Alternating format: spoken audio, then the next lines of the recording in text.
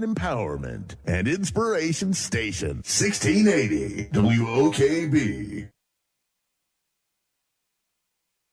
Hi there, this is Lady D.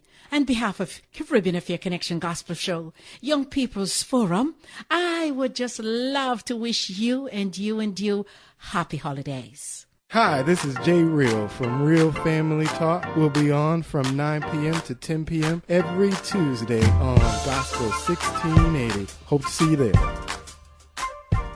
Who are mentors and what do they do? A mentor is someone who cares, listens, and offers encouragement. Mentors are ordinary people partnering in change who have one thing in common, a commitment to make the world a better place. Mentoring and motivating youth of America would like you to be a part in making a difference. Mentoring and motivating youth of America. 321-662-7658. Give us a call. Searching for that peace. You're listening to the Urban Empowerment and Inspiration Station, 1680 WOKB. Welcome to Real Family Talk with your host, Jay Real, where we talk about real issues facing us today. Enjoy the show. Real Family Talk. Hello. Welcome to another week of Real Family Talk. I hope everybody is having a great Tuesday. Everybody's getting ready for Thanksgiving coming up on Thursday. I know I can't wait. Some of that. I don't like turkey. So I'm not excited about the turkey, but I do love ham, and there's always a ham in our family. Oh, yeah. Shout out to Dietrich Glenn there. All right there. All right. Welcome everybody. Joining us again this evening. We have our regulars on the show. Jeremy's in the building. How you doing there tonight, Jeremy? Good. How you doing? I'm doing all right. Brandon's here too. How you doing, Brandon? I'm doing great and blessed. Happy to be here. Glad to have you, man. Miss McCray is in the building too. Good evening. Good evening, and as always, Rainy B is joining us as well. How you doing there, Rainy B? Doing good. Ready to work the board. All right. Remember, you can always call in and join us here on the Real Family Talk. The number is 407-894-1680. That is 407-894-1680. 1680. All right, so let's get into some of the topics of the evening. A couple of things I want to throw out here before we get into our main topic of the night. We're going to talk a little bit about the law that Governor Scott put in place back in May that requires that welfare recipients have to be drug tested. So we're going to talk about that a little bit tonight, and that'll be our main topic. But before we get there, a couple of things happening in the news lately. First and foremost, did you guys hear that pizza is now a vegetable? The Congress last week decided that I've been saying that for years, man. Pizza is a vegetable now, so that as a part of the school lunch programs and schools across the country here, as long as you're serving pizza, then you do have a vegetable on the menu. This is all due to, of course, the tomato paste that is used to make the sauce. What are we thinking about this, guys? First and foremost, I believe somebody cut a deal with a food distribution company to make a lot of money on pizza. I would have to agree. At the end of the day, that's what it's about. It's unacceptable. It is unacceptable. Unacceptable. But that's what it is. That's it. And that's what it is. I'd agree with that. There's got to be. I know I was reading an article. One of the top ones is called ConAgra. They do supply a lot of school lunches out there, and they were a part of the lobbying group that were lobbying the Congress to assure the passage that pizza would become a vegetable. I mean, I know everybody loves pizza, but I think it's a stretch that we're calling it a vegetable. I think in the cafeteria, this is all you heard. you just heard clapping, and it just. I think it's smart business. You just condense all the food groups into one item. You ain't got to spend no money on nothing. That's budget cuts right there. No. Hey, budget cuts. You ever read Chef Boyardee? It says with vegetables. That's what they put it now. It's 100%. 100% of the vegetables you need. Exactly. I was like, wait a minute. I guess that's what they're gonna do with the pizza. Now. But see, that was a problem because now my son's just like, Dad, I don't want no spaghetti, yo. Just because he saw vegetables. It's crazy. They talk so much about the obesity that we're seeing in our children these days, and how it's just growing. I read somewhere that I believe it's 1 in 4 4-year-olds are obese, they say. Yeah. And so, I mean, when you consider these kinds of things happening, and I know Michelle Obama, she has a big kick, Let's Move campaign about trying to stop obesity in our children. It's amazing that the Congress would pass pizza now as a vegetable. Exactly. It's like, are we looking to have obese children? Is that what we're trying to do? You need to check the stock portfolio of some of these congressmen. we mentioned that last week. I'm sure they're all invested in ConAgra now. I'm sure they all got all kind of stock in ConAgra. But when you look at it, man, that's cheese, that's sauce, that's bread. Yeah. Where do you get some string beans and sweet peas? Where does it come into play? Well, they do have veggie pizzas, but I'm sure that's not what they're serving. That's not what it is. Greenage is necessary for these kids. They put the drops of vitamin B in the tomato paste. That's what they do. It's a shame. It is a shame. Get you some grape Kool-Aid. That's your fruit with it,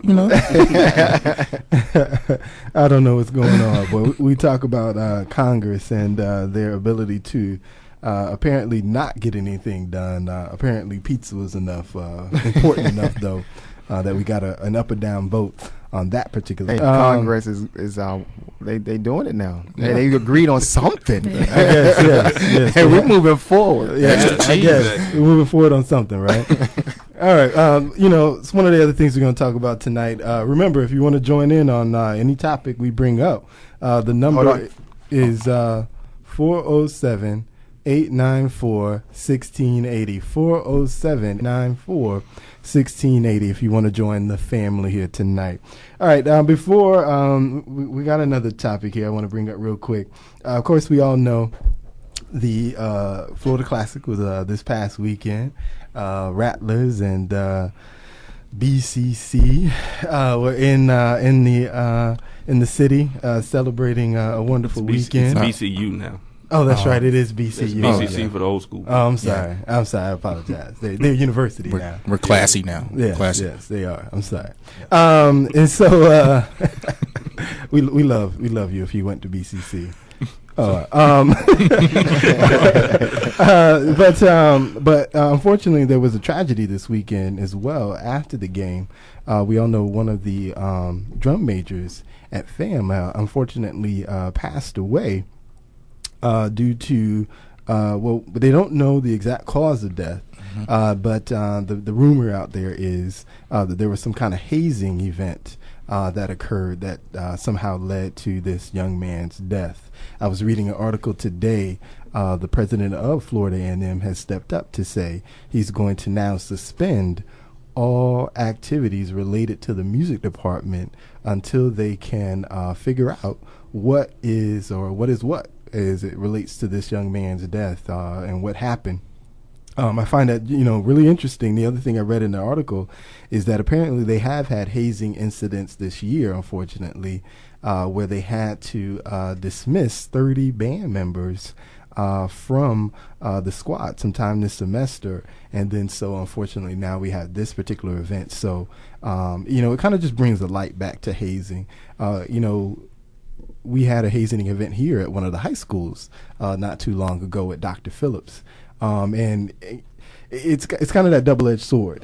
I think everyone who's been a part of a fraternity situation, who's been a part of the band in the past, and even been to a school, black colleges, whether you go to black colleges, white colleges, there's always some kind of hazing that goes on to be a part of any organization. But it's very unfortunate when those particular events are capped to a point where we're ensuring people aren't being hurt There's it's okay to kind of jab at people, to kind of maybe even give them a little bit of ridicule. But when the events are taking place that it is leading to someone's death, I mean, did these people not have a filter? I mean, what's going on? I mean, what's going on here to lead to someone's death when it comes to hazing? I just think it's a combination of both things. I mean, you kind of have a lot of situations where it's bad circumstances where, yes, the hazing is bad, but then on top, sometimes people have unknown health problems. Sometimes that happens a lot. A lot of people when you're young, a lot of people don't know they have a heart problem. They haven't recognized it yet. It hasn't been found out yet. Things like that.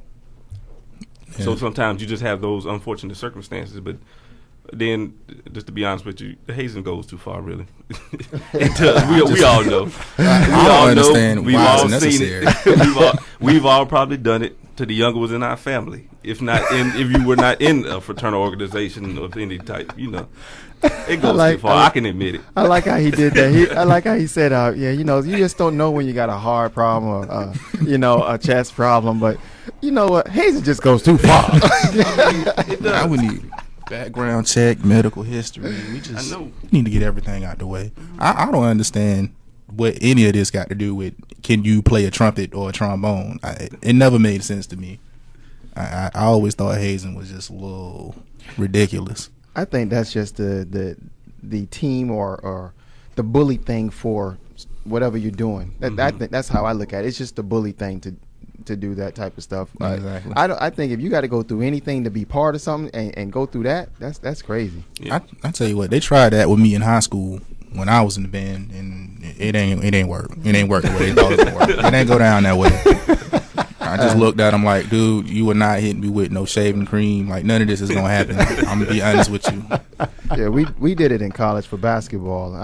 We did it in college, but I told them straight up when they went through the process, when I get the ball, don't expect it. Don't expect the ball back. If y'all gonna hit me, I'm taking the ball up the court. I'm having 30-something points that game.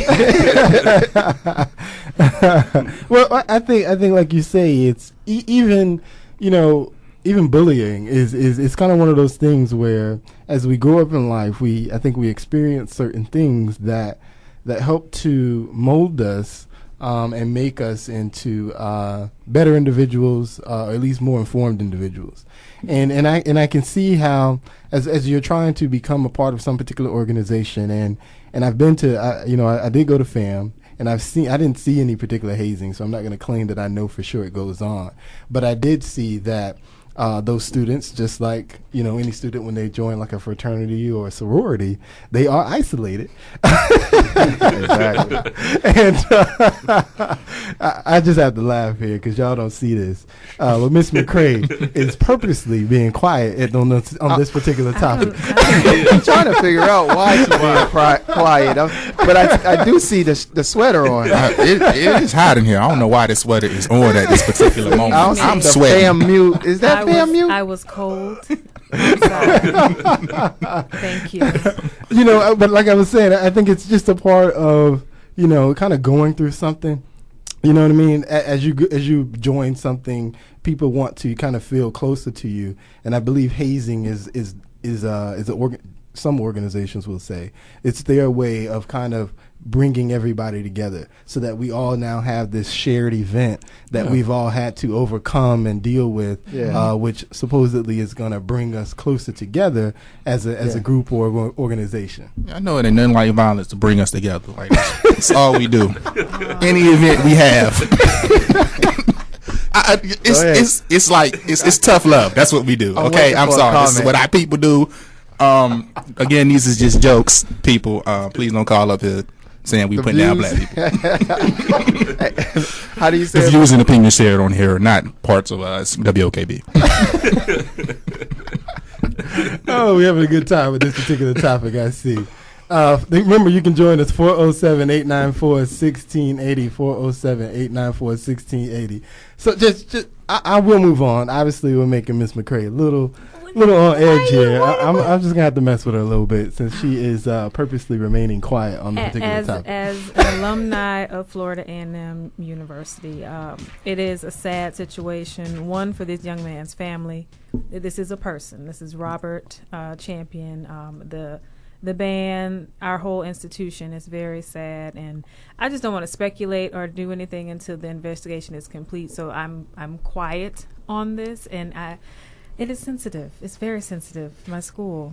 It's very sensitive. I understand. And again, the death is sensitive, and we're not really trying to make light of this individual's death. I mean, if anyone is feeling that way, we certainly apologize for coming. We're really just talking about the hazing in and of itself. And again, we don't know if this gentleman was hazed. We don't know for sure. That's all speculation as well, but that is the investigation that the school is pursuing at this point.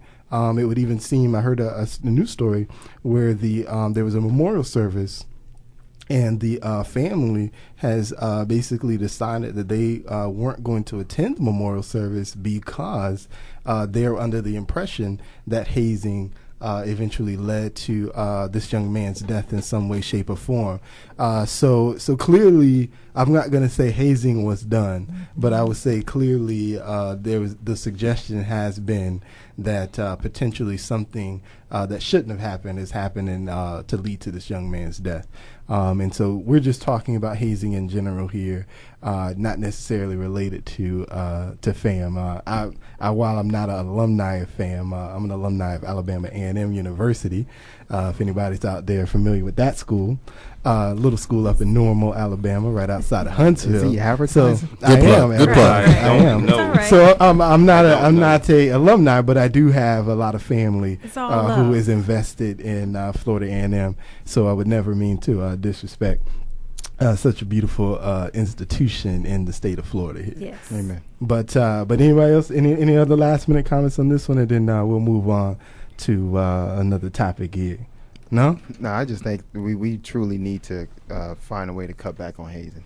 It's just uncalled for completely. Yeah, I know of a few individuals that went to a certain university that I'm not going to mention that have been hazed.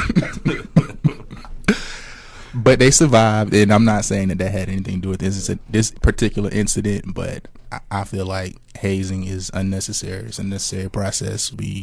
We've talked on different shows, me and Jimmy together, about bullying in schools, and even right now, it's just unnecessary. Okay. I don't think it has anything to do with education, and that's what they're there for. All right, exactly, and it really doesn't have anything to do with education, like I said. But we'll move on. We want Miss McCray to join our topics this evening. We don't want her to be quiet the whole time here. I'm not even gonna put her organizations out there. I'm gonna leave that one alone. Thank you. But moving on to our next topic of the evening. Obviously, in the last couple of days, the big topic has been the super committee. And their failure to agree on any kind of deal to circumvent the automatic $1.2 trillion in cuts that were going to be mandated as part of the August deal in order to be able to raise the debt ceiling. Okay, I don't want to get into the particulars of what the Democrats were offering, the Republicans were offering, because I think all we're going to do is basically separate down along party lines. If you're a Democrat, you're going to think they were doing all they can. If you're a Republican, you're going to think they were doing all they can. My point here is another example of how the people who have been elected to solve, quote unquote, the nation's problems can't get it together in order to come up with a definitive plan in order to be able to move the nation forward.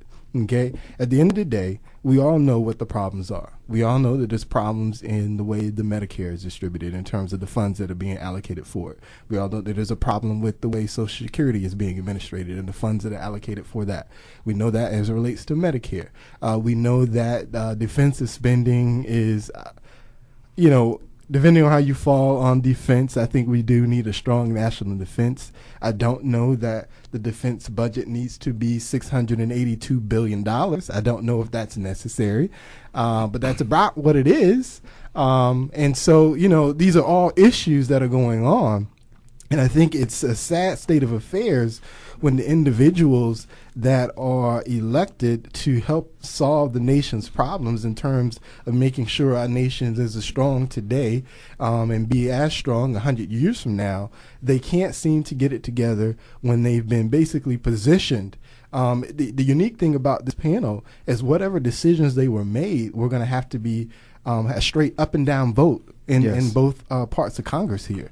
Okay, nobody was going to be able to do a filibuster, or basically, in layman's terms, nobody was going to be able to play these games where they're going to have to add an amendment for this and an amendment for that. And well, if we're doing this, I need to put $100 million and da da da da da da da. Nobody's going to play these games that they play in order to get bills passed. It was just going to be, here's the plan, yes or no. Okay, that was the biggest issue here. That was the thing that was different about this particular panel's objective. And yet again, they failed. And yet again, we get the same story. The Democrats came out, well, the Republicans they didn't want to bend and da-da-da-da-da. The Democrats didn't want to bend da-da-da-da. And then unfortunately, in my opinion, I'm going to fault the president because unfortunately he came out and did the same thing. The Republicans da-da-da-da-da-da. Without even saying anything about what his Democratic counterparts did or didn't do, it was just a pure statement. Well, the Republicans didn't, da-da-da-da-da. And it's like, when are we going to sit down and try and forge together some kind of compromises with each other rather than play this blame game? Yeah. I understand that the president has to try and get reelected next year, and it would seem his whole reelection strategy is, I'm trying to do all this great stuff and the Republicans won't let me do it, so don't blame me, blame them, and send me back, and hopefully I can get something done and vote all of them out kind of idea. And it's unfortunate that this storyline keeps playing out, and basically what's happening is we're leading to not solving the nation's problems and not coming up with solutions to the nation's problems. And unfortunately, as people, we're sitting back, picking our sides, as opposed to just getting upset that nothing's being done. Mm-hmm. Anybody want to comment? That's the main thing. I'm tired of the game playing. And I think when this super committee was brought up, it's like, you already saw where it was going to go, just on how they've been playing the game, the party lines from the beginning. So it wasn't a big whoop when I figured out that they didn't come to an agreement. It's like, okay, yeah, that was a waste of time. Yeah. It's the game playing. Yeah. Everybody wants to, like we talked about before, save their job instead of actually making some plans for the people. For exactly. us. Yeah, it seems like everybody just stayed loyal to the party for what they wanted to do, Republicans with not raising taxes on the rich, and the Democrats with we don't want to cut this program, that program, this. I thought the crazy part about this whole thing was you were called the super committee. you was called the super committee. Like, we put together the best of the best, and they're super, and their minds are going to get this thing done, and all of a sudden the super became nothing. Non-super, Zero. Yeah, exactly. Nothing. They came to be nothing. I was looking at a stat. I didn't mean to cut you off there, Rainy B. That's it. Remember, if you want to join in on the conversation, 407-894-1680. 407-894-1680. I was looking at a stat about our debt. And so it was saying that it took us 200 years to amass $1 trillion in debt, which happened in around 1980. Okay. Now, in the next 3 decades, right, 2011, 30-some years later, now it went from $1 trillion in 1980, 30-some years later, we're $15 trillion in debt. So that means in the last 30 years, we've accumulated $14 trillion worth of debt. Okay. Mm-hmm. Now, in that time span, all right, the Republicans were in the White House for 2/3 of that time. Okay.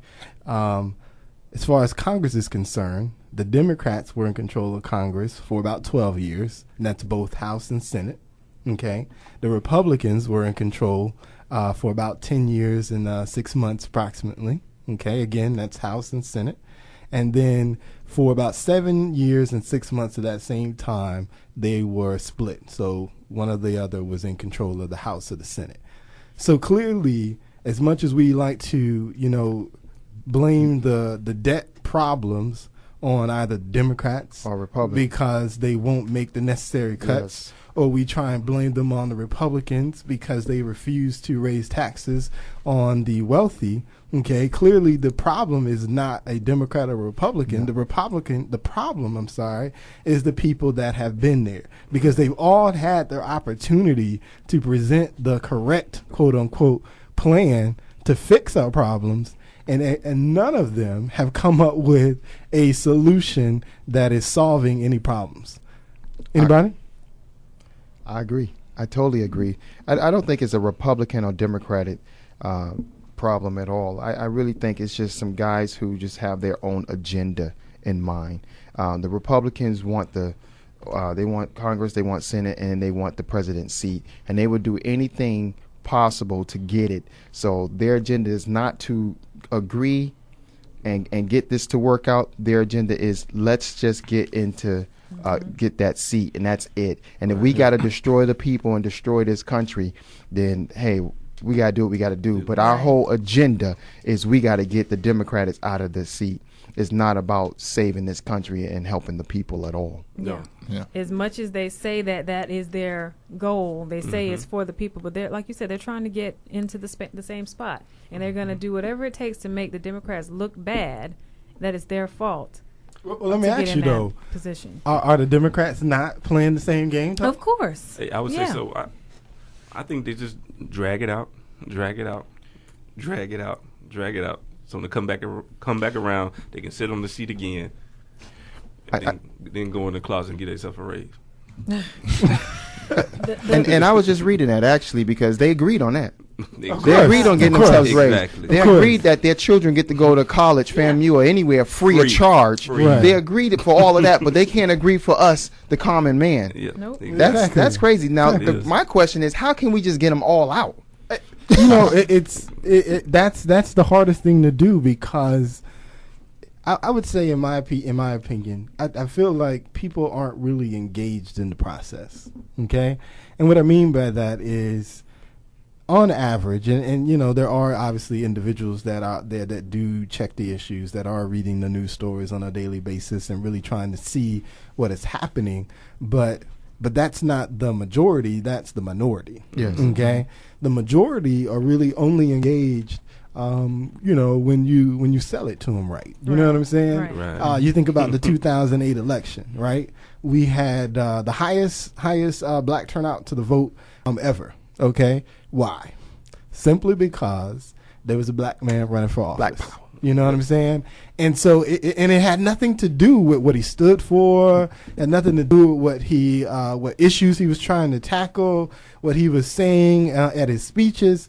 It was purely because the color of his skin was dark, or darker.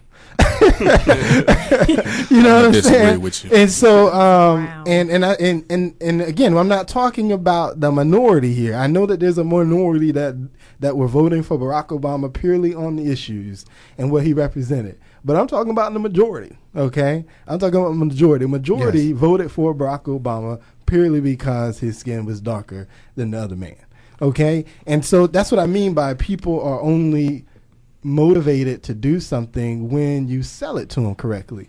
And unfortunately, politics is never going to be a sweet sell. It's back and forth. It's ugly. It's a big game. And until we truly find individuals that are going to run for office to inspire, which is what he said he was trying to do anyway, we're not going to see the real change that we need, because most people aren't about telling the public the truth. They're about, again, selling their seats, and it's unfortunately that's the situation that we're in.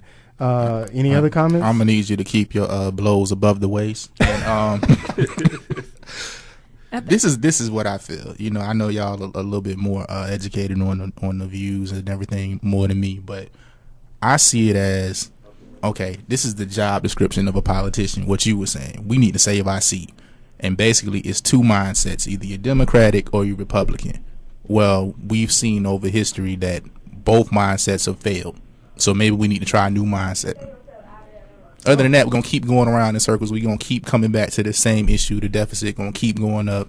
And we're going to be right here saying the same thing next week. Because that's what you said the super committee started how long ago? August. Okay. Ron Paul. Same thing. You got a call? We do have a caller. Caller, how you doing there? How you doing? I'm doing all right. What's your name, caller? This is Soretta calling. Oh, how you doing there, Soretta? How you doing? What comment did you want to make? I have a comment. Is that the majority of Americans don't understand how their government works. They don't understand that it's not working and they're not doing anything about it. We're just primarily voting out those people who have, quote unquote, been in power for years. Okay, and I agree with that wholeheartedly. That's the part of the point that I'm trying to make here is that when you think about elections, most elections are done based on name recognition. Okay, Thank you. I know that guy's name. I've heard it before. Right. Eddie Murphy did a great movie. I was just going to say the same thing. Distinguished Gentleman. He made it a comedy. I mean, but it proves the point. He rode into the office in the movie based on the fact that his name was very similar to the guy that was that had just died, for the office. Jeff Johnson. And American politics is unfortunately the same way. It's the one good thing. And thank you for calling, Soretta. We appreciate you.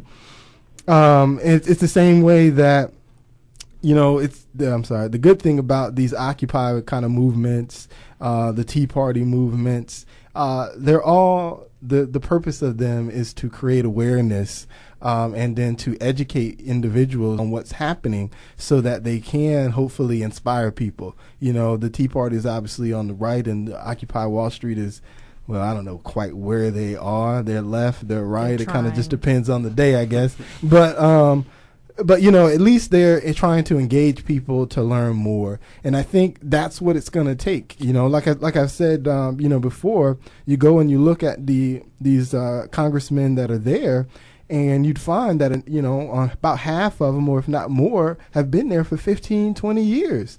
And so again, these are the same people that are complaining today about what this person isn't doing, but they've been there the whole time, right alongside the same person.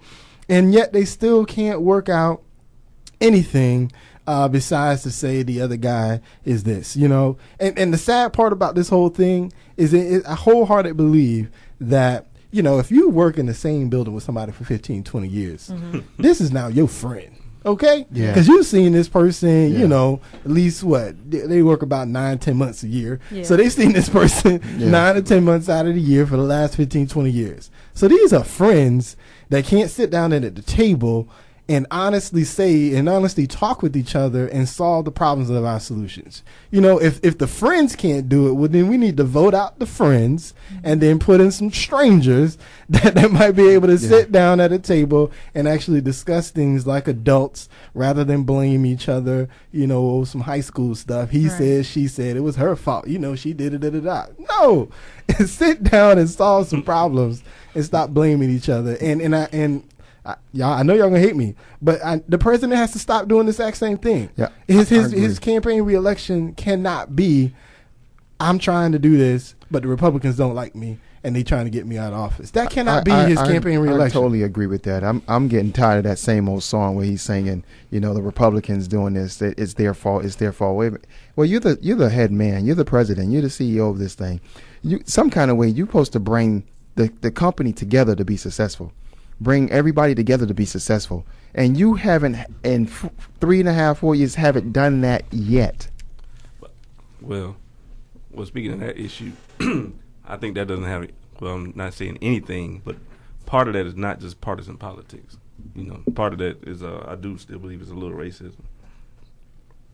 Oh, he pulled the card, y'all. The card has been pulled. The card is pulled. The big joker. The big joker is on the table. Why is he pulling the racism? I'm not. Hey, y'all brought it up. I'm just saying. Oh, he pulled the card, y'all. I'm just saying. Tell him why you mad, son.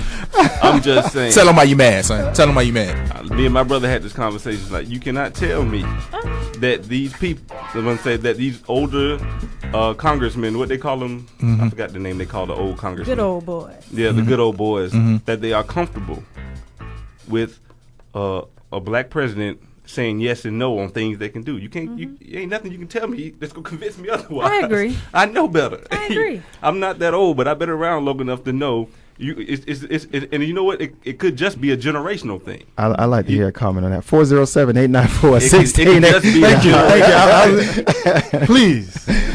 Please comment on that. Well, before call in. Well, I have a comment on that, but does anybody else want to chime in real quick? He about to get him back in the office right now off that comment. Go ahead. About to happen. Not even on the racism point, but wouldn't it be interesting if you just get a rebel person that will just come in, don't even worry about any kind of re-election, come in and just wreak havoc. He won't make it. Come in, or no, play the game to get to where you need to be, and then just like you just go rogue. Just when it's time to make things happen, you just stand out and you do left or right all the time. That would be refreshing to me instead of somebody coming in worrying about, I'm trying to get reelected. They're gonna play it cool. No, just come. You got this position now, regardless if it's a year, 2 years. Make use of it. How interesting would that be? That would be refreshing. That would be refreshing to me. It would be refreshing, but I think it all goes back to once they get there. Yeah. And them lobbyists come to calling, and them campaign donations start going up. Let's see that. It all goes back to, okay, now I really like oil. That's what I want. They call GM to make some bigger expeditions. Like, oil is where it's at. Y'all know what y'all miss. And it's crazy. Just to speak on your whole racism comment real quick. Like you said, we've had this discussion before. Yes. I disagree. I don't think it is all about racism. I think I don't think it's all about. I think to put racism at the you don't want to call it the forefront, but we'll say the backbone of the issue. Yeah. I think is taking the issues that are real issues, and then taking them and then making them these minute things that don't matter. Because we're going to be fine regardless kind of idea. And I think that is a travesty. I think that's a travesty. Because when you're fighting about whether or not there should be a Medicare or a Social Security or Medicaid or some kind of restructuring to those programs, even the politicians themselves will tell you that the way these programs are running, they cannot succeed for the next 100 years, or the next 50 years for a lot of them, or even the next 25 years at the current pace that they're going. So that is not an issue that's at question. That's the truth. So the issue at question is, why are we refusing to do anything significant about the programs? That's the question. And to say that it's about racism that they're, backing against them, I think it's taking these serious issues that are going to come to a head within the next 25 years when, I look at myself in 25 years, I'll be in my mid-50s. So, this is going to be a big issue for me by that time, whether or not I have these things. Not that I'm anybody with the, smart money is not banking on Social Security anyway. But you know what I'm saying? I think to put this all on racism, I think is just demeaning the issues. And I don't think we need to go there. I think we just need to be honest with each other about the problems that are there. Yes. And we need the politicians that have been elected to solve these problems, to get to the business of solving problems and leave all that other stuff behind. Is there racism? Probably. Yes. But is racism the driving force of why there's a disconnect going on? I think that's a mistake. Sorry, go ahead, Raina. I don't think he thinks it's the driving force, but it's part of the force. Yes, it's definitely part of the force, but not the driving force. I think, like we said earlier, it's just a man's agenda. It's really, we want this, and we would do anything we have to do to get this, and we want that seat. So we're not going to agree with the Democrats. And the Democrats is like, well, since y'all ain't going to agree with me, then we ain't going to agree with y'all, and we want Obama back in office. I personally, and I was talking to Jay Real about this, I wish there was another Democratic person that can run. I wish someone was just raise up and just say, you know what, I'm going to run. Just like you said. Yeah, be rogue. Be rogue. Just get rogue, man. I really, and I thought Herman Cain was going to be rogue. And who? But it was no rogue. Anyway, that's a whole nother topic. We're gonna move on. But not even on the race. Democrats want another Democrat in the office. So whether it's regardless if it's Barack or Mr. Obama or not, they're going to want another Democrat in the office. Now, you talk about not ignoring the minute problems that it's that serious. I think they would look beyond all that just to make sure that I think it agitates them just that much more that he's a black man. Not only is he a Democrat, but he's a black Democrat. I like that. Agitate a little bit more. Just a little bit more. That just makes it a little bit more spiteful in what they're doing and to make it more difficult to make some progress. Amen. Okay. All right. Remember 407-894-1680. Stand up, fam. 894-1680 if you want to join in on any of these conversations. Time is running away from us here, so let's go ahead and get into our final topic of the evening here, which is that, again, back in May, Governor Scott had a law signed that would prevent anyone who could not pass a drug test from being able to obtain welfare. Before we get started, is that a phone call there, Rainy B? All right, he's on the phone there.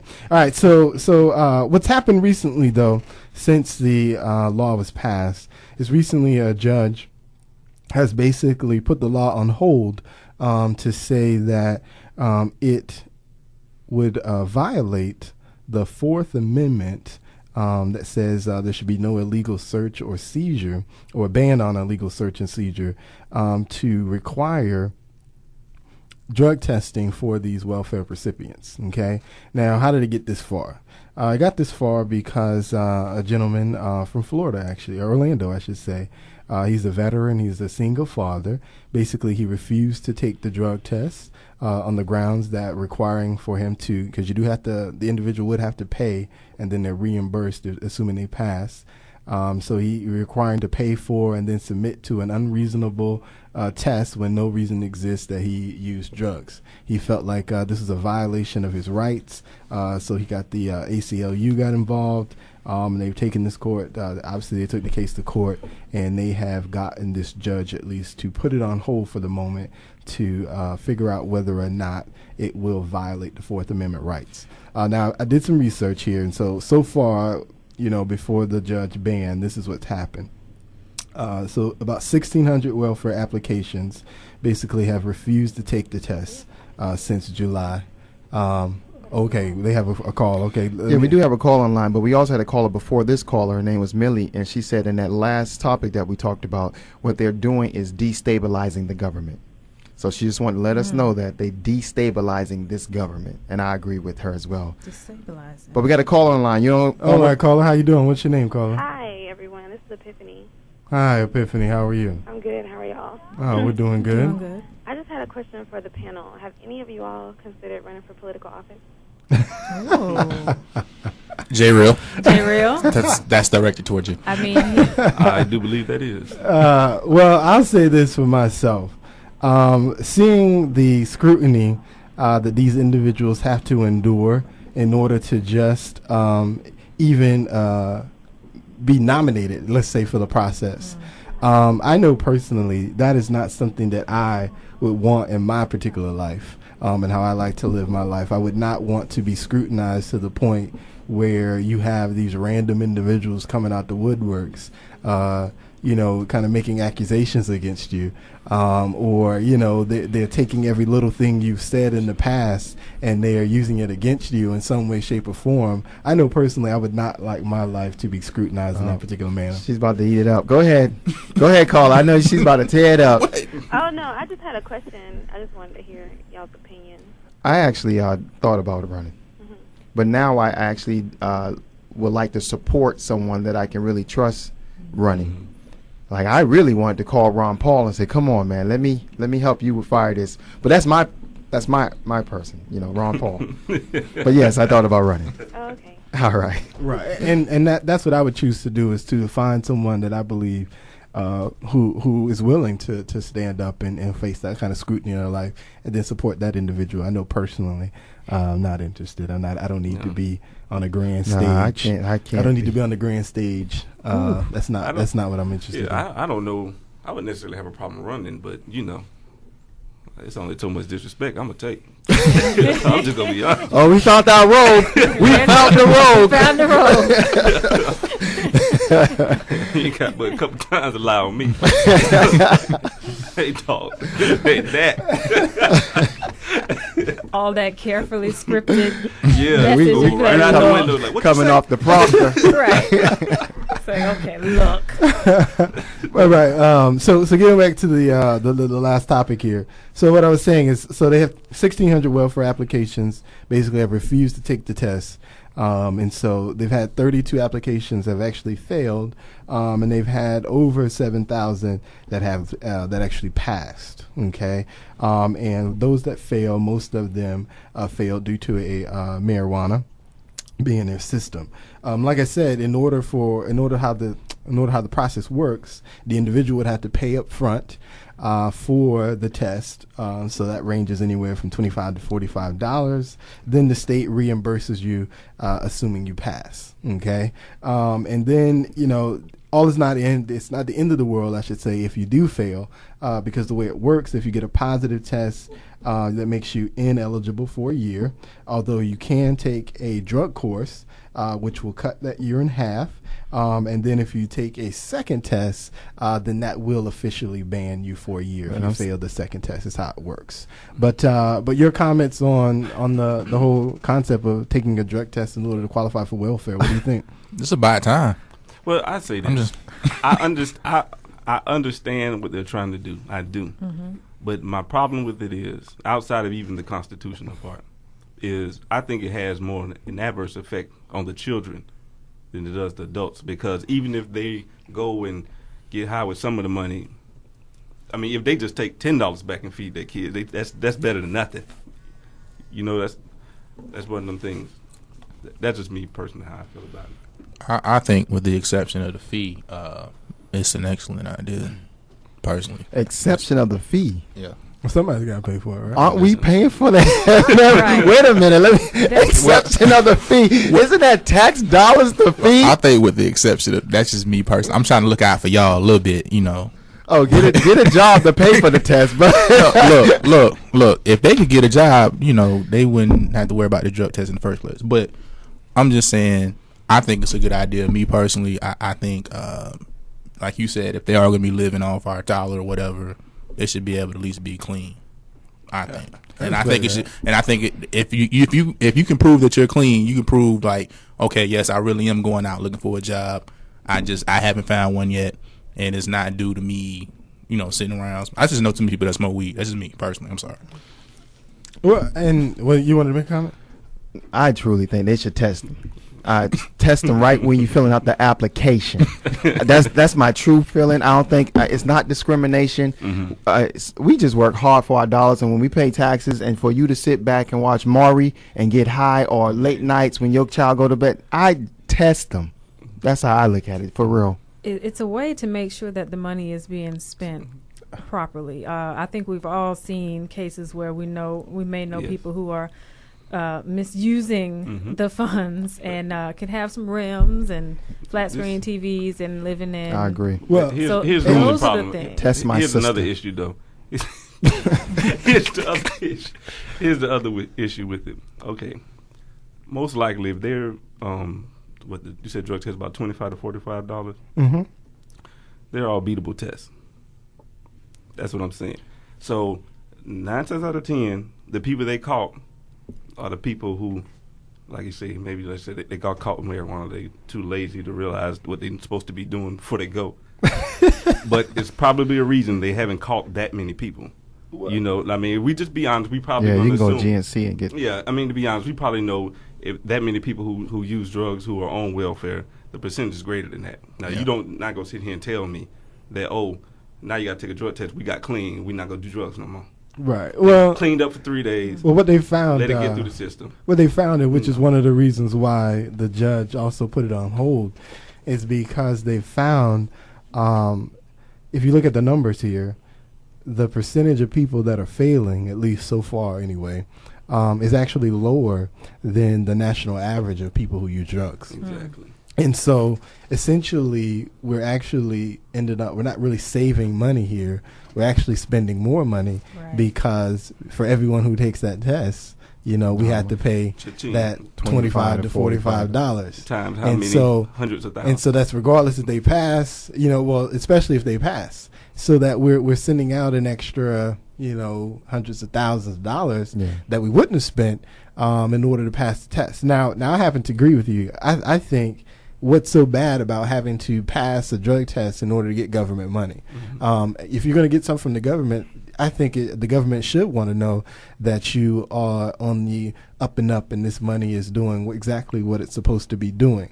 Unfortunately, though, what this particular case and what this law is showing, that sometimes in order to validate the problem, right, it costs more than it does to actually ignore the problem. And that's the unfortunate case here. I think when he supported this law, he touted $77 million he thought was going to be saved because of testing for the drugs.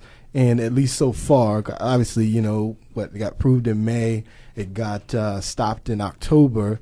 So what has that made? About 4 or 5, 6 months there. It has not proved to be a successful program.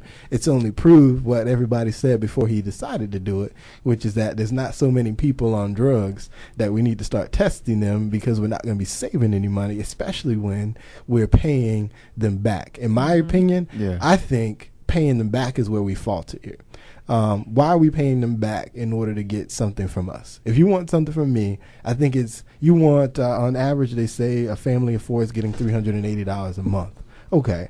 So in order to get $380 a month, I'm just going to require you one time a year or whatever it is, the testing program is, to pay $35. Honestly, if you want $380 from me per month, is it so bad that you have to spend $35 of your own money to validate that you aren't using drugs in order to be able to partake in this program? I don't personally see why that $35 sacrifice isn't worth it. Okay, I think that's the least that you can do if the government is going to promise to give you approximately $4,800 for the next year. Hey, quick question. How do you feel about the Constitution in general as it pertains to laws being passed today? As it pertains to laws being passed today? If they are in conflict or cloudy issues, as far as, do you think we need to amend them, or let's say it's just not amended now? As it applies to this law, it's not going to be amended. Do you think we should skate around that and just say, well, forget about the Fourth Amendment? I don't think we should skate around the Fourth Amendment. I just don't see. My personal opinion is, if the government is going to do something for you, then I think it's not. It shouldn't be a problem for you to do something for the government. It's no different from when you go to your job, right? If your most jobs these days have a drug testing policy. So in order to have this job, you're going to have to potentially submit to a drug test. I look at the government's this program as being the same way. In order to get benefits from the government, you're going to have to submit to this drug test. It's no different to me. If I have to do a drug test to get a job, why can't you do a drug test to get free money from the government? Oh, I understand that. And so that's how I see it. But that opinion is not in line with the Fourth Amendment, though. But that's what I'm saying. When we pay, are these for new people coming to welfare? Correct. Okay, so this isn't applying to people who have already been on welfare. From what I can tell, it would be new recipients. It doesn't seem like past recipients have hold on. to this test. To clarify more, I think it really only applies to people getting cash benefits. Really? Yeah, I think so. It's cash. My point is, the state is paying for it anyway, because most likely, if these people have already been on welfare, they're using that money to pay for the state test. Once they pass, they get that money right back. So it seems like a big circle of wasted money when you talk about the waste that this test or this program is doing, being that it's not finding enough people that have been failing this test. And I think also, when you look at the new people that are coming on right now, these are people who lost their jobs. This is not the people who've been on welfare, who done worked the system so long. These are new people who just finished losing their jobs. So these are not people who are doing drugs. And then maybe that's the results of the test right there. This is someone who's a father and a mother who've been working 40, 50 hours and the company closed down or something. And that's the results they're getting. So it really was just a setup. You got to go back to those who've been on welfare for a while. That's where you're going. That's where the test will be successful at. But even still, I think, in all honesty, I think they could really apply this broad range. I think they were a little lost in the scope and only focusing on new welfare recipients. I think they should apply this broad across all government programs. I think that's one way that we can start to at least. I'm not again. Will the savings be big? I don't know.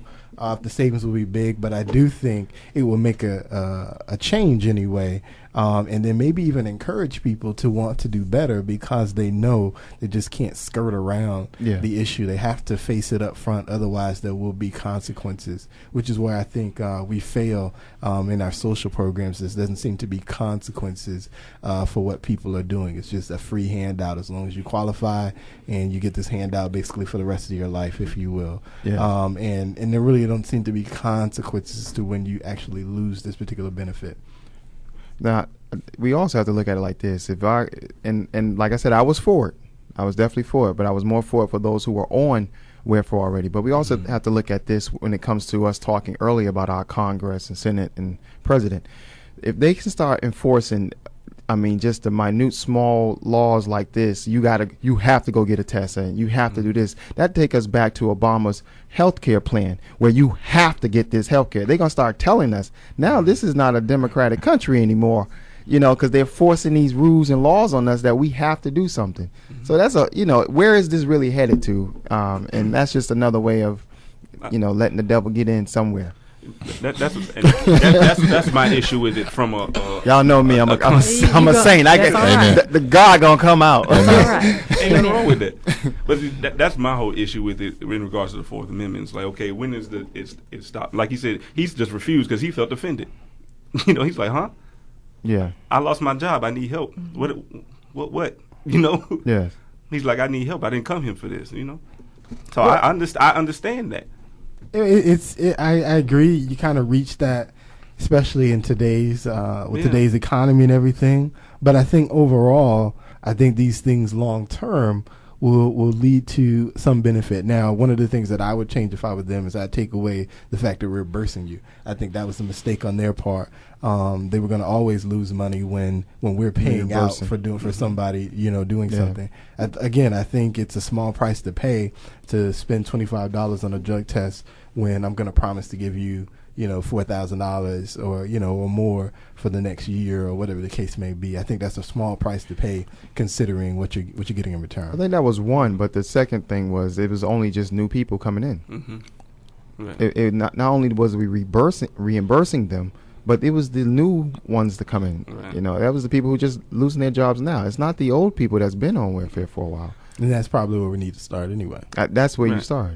Yes, exactly. Well, all I say is just make a change to the amendment. I'll be all right with it. I'm just not for the illegal search and seizure.